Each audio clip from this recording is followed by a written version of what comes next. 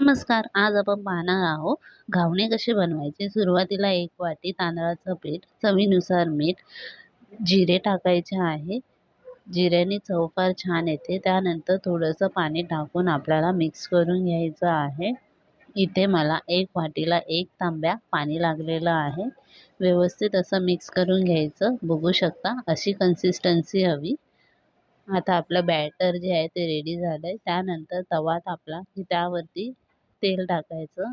जाड बुडाचा तवा किंवा नॉनस्टिकचा तवा तुम्ही वापरू शकता.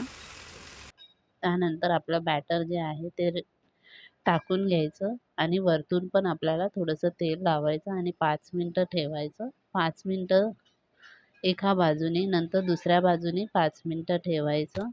मस्त आपले जाळीदार घावणे जे आहे ते रेडी होतात. मटणाच्या कालवणाबरोबर, चिकनच्या कालवणाबरोबर छान